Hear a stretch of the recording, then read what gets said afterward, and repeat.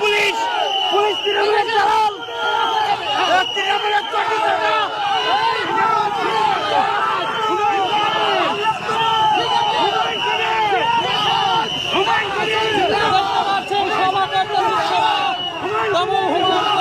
গাড়ি থেকে নেমে হেঁটে সভা করছে। আপনি একজন ক্যান্ডিডেট হিসাবে কমিশনারের কাছে বাপের ক্ষমতা নয়, পারমিশন দেয়নি এরা, এরা দালালি করছে তৃণমূলের। আমি ঘুরবো, আমার ঘোরার এখতিয়ার আছে, ওর বাপের ক্ষমতা থেকে আজকে কি পায়ে হেঁটে ঘুরবেন? পায়ে হাঁটবো, গাড়িতে চাপবো। গাড়ি তো আমার ট্যাক্স পেয়ার দেওয়া গাড়ি, আমার গাড়িতে চাপা কে আটকাতে? আমার গাড়ি এইভাবে পুলিশ আটকাতে পারে না, পুলিশ দালালি করছে না।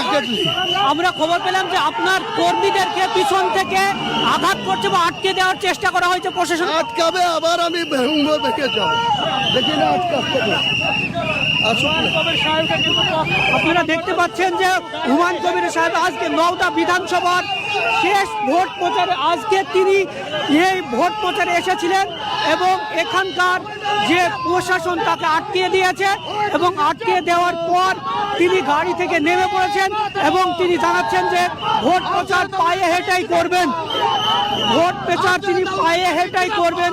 সেই চিত্রে আপনাদেরকে দেখাচ্ছি সরাসরি রিপোর্টার প্রেসের মাধ্যমে, সরাসরি দেখছেন আপনারা রিপোর্টার প্রেসের মাধ্যমে যে আজকে হুমায়ুন কবিরকে আটকে দিয়েছে, কারণ প্রশাসনের পক্ষ থেকে জানানো হচ্ছে যে পারমিশন নেই, কিন্তু হুমায়ুন সাহেব জানাচ্ছে আমার কেন্দ্র, আমি বিকেল 5টা পর্যন্ত ঘুরতে পারি কমিশনারের আইন অনুযায়ী। সেই চিত্রে আপনাদেরকে তুলে ধরছি নওদা থেকে। আজকে আপনারা জানেন প্রথম দফার শেষ প্রচার, আর শেষ প্রচারেই হুমায়ুন কবির সাহেব তার কেন্দ্র 74 নম্বর নওদা বিধানসভায় তিনি প্রচারে নেমেছেন, জনসংযোগে নেমেছেন। হঠাৎই প্রশাসনের পক্ষ থেকে তার গাড়ি আটকে দেওয়া হয় এবং তাকে পায়ে হেঁটে বাধ্য করে প্রচার করতে। সেই চিত্র দেখছি নওদা থেকে।